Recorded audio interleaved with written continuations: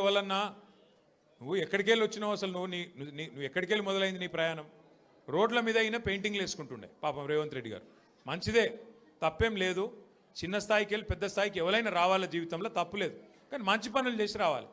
లంగ పనులు చేసి, దొంగ పనులు చేసి, బ్యాగులు మోసి, సంచులు మోసి, దొరికిపోయి జైలుకు పోయి మళ్ళీ అదేదో పెద్ద గొప్ప విషయం అన్నట్టు మళ్ళీ దానికి పోజులు కొట్టుకుంటా. సరే, నీ కిస్మత్ బాగుంది, పేమెంట్ కోటాల ఢిల్లీలో పైసలు ఇచ్చినావు, ముఖ్యమంత్రి పదవి తెచ్చుకున్నావు, అందరికి ఎరికేది. ఇప్పుడు కూడా నెలకు నెలకు ఢిల్లీ పైసలు పంపుకుంటా పదవి కాపాడుకుంటున్నావు. సంతోషం, నువ్వు కాపాడుకో. కానీ ఆ పదవిలోకి వచ్చినోనికి సంతోషం ఉండాలి, కానీ ఏడిపోయిందిరా నాయన. రోజు రోజు మీరు చూడు, టీవీ పెడితే చాలు తిట్ల పురాణం తప్ప ఏముండదు. మీరు గట్టిగా అడిగిర్రు అనుకో, ఏమాయిరా బై 2500 ఏడు ఉన్నాయని చెప్పి మీరు అడిగిరాక ఆడపిల్లలు పోయి మీ గుడ్లు వీకి గోటీలు ఆడుతా అంటాడు. వీడెక్కడ ముఖ్యమంత్రి? ముసలోళ్ళు పోయి ఏమాయిరా బై మరి 2000 పెన్షన్ 4000 ఎత్తానో, 100 రోజులు అంటే నరక్తివి ఏడవన్నావు తమ్మి అంటే నీ పేగులు తీసి మెడలు వేసుకుంటా అంటాడు.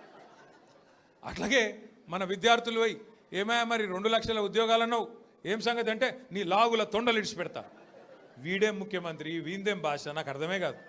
అరే 2 ఏళ్ళకి వెళ్ళి ఏం చేసినవారు అయ్యా నువ్వు అంటే, లాగుల తొండలు ఇడుస్తా, మెడల బేగులు వేసుకుంటా, గుడ్లు వీకి గోటీలాడతా, నీ అమ్మ నీ అయ్యా గీదా భాష. మాకు రాదా భాష? మాట్లాడమంటావా? హైదరాబాద్లో పెరిగినోని నేను. మాట్లాడమంటే ఉర్దూలా, హిందీలా, తెలుగులా, ఇంగ్లీష్లా పొల్లు తిట్టే తెలివి నాకు కూడా ఉంది. మాకు కూడా వస్తుంది భాష. హైదరాబాద్ గల్లీలలో పెరిగిన నేను.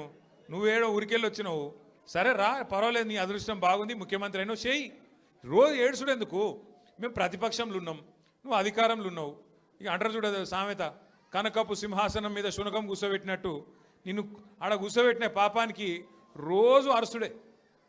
రోజు అరిసి అరిసి అరిసి. నిన్న మొన్న కొడంగల్లో చూసిన, కొడంగల్లో ఆయన సర్పంచులు గెలిపించుకున్నాడంట. గెలిపించుకుంటే సంతోషంగా బువ్వ పెట్టాలి, 4 మంచి మాటలు చెప్పాలి, ఇక రాష్ట్రంలో ఉన్న పల్లెలకు ఫలానా చేస్తా, నేను ముఖ్యమంత్రి అని చెప్పాలి. రోజు అరుసుడు. నాకైతే డౌట్ వస్తున్నది, ఎంత ఒరులుతున్నాడు, ఎంత అరుస్తున్నాడు అంటే, ఆ గీతమ్మ ఉన్నది ఆయన భార్య, ఆమె చెప్తున్నా నేను తల్లి గీతమ్మ జల్దీ కట్టేయి, లేకపోతే ఆయన ఎవరైనా కరిసినా కరుస్తాడు వీడు. ఎందుకంటే ఇప్పుడు రోజు అరిసి అరిసి అరిసి పిచ్చిలేసిపోయేటట్టున్నది, కరిసేటట్టు తయారైంది రోజు రోజుకు. నేనేమంటున్నా అంటే, ఏనుగు పోతుంటే మస్తు జంతువులు మొరుగుతుంటాయి, నక్కలు, కుక్కలు. మనం పెద్ద పట్టించుకునే అవసరం లేదు. మనం ఒకటే, కేసీఆర్ లాంటి ఏనుగు ఆయన ఎంత స్థాయి మనుషులు నేను మీకు చెప్పాల్సిన అవసరం లేదు. ఇలా ఆయన తిడుతా ఉన్నాడు తెల్లారు లేస్తే. ఒకరోజు ఆయన చచ్చిపోవాలని కోరుకుంటాడు, ఇంకో రోజు ఆయన కాలు ఇరిగింది అంటాడు, ఇంకో రోజు ఇంకేదో అంటాడు. అరే అయ్యా, నువ్వు ముఖ్యమంత్రివి, చెయ్యి. నువ్వు శపథాలు చేస్తున్నావు కదా, కేసీఆర్ను మళ్ళీ లేకుండా చేస్తా, మళ్ళీ రాకుండా చేస్తా అంటున్నావు కదా. నిజంగా నీకు నిజంగానే నీకు సత్తా ఉంటే, నిజంగా నీకు అంత టాలెంట్ ఉంటే చెయ్యి శపథం. 1 కోటి మంది ఆడపిల్లలకు రేపటి నుంచే నెలకు 2,500 రూపాయలు ఇస్తాను, జనవరి 1 నుంచి శపథం చెయ్యి, నేను చూస్తా.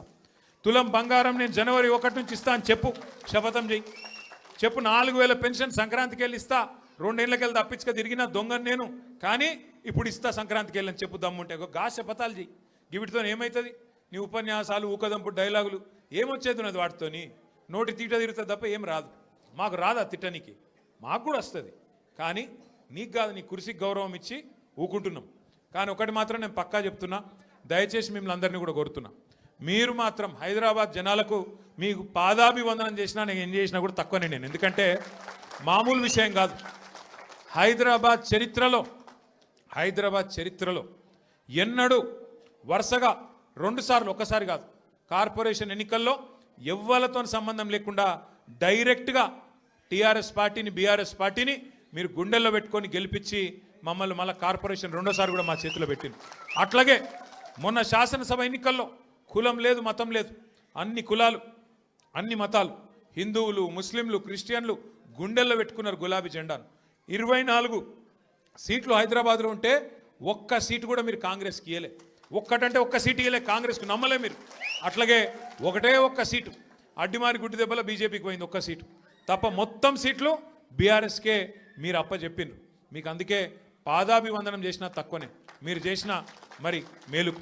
నేను మీకు ఒకటే మాట ఇస్తున్నా, శేర్లింగంపల్లి నియోజకవర్గంలో గత 10 సంవత్సరాల్లో కేసీఆర్ గారి నాయకత్వంలో 10,000 కోట్ల రూపాయలతో మనం అభివృద్ధి కార్యక్రమాలు చేసుకున్నాం.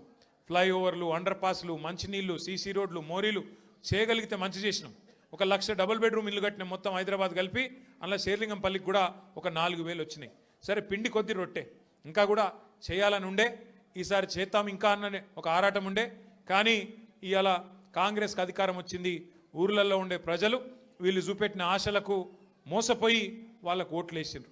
ఓట్లేసిన వాళ్ళే ఇవాళ బాధపడి సర్పంచ్ ఎన్నికలు వస్తే మళ్ళా మంచిగా కాంగ్రెస్కు బుద్ధి చెప్పి 40% దాకా సర్పంచులు మనోళ్ళని గెలిపించినారు.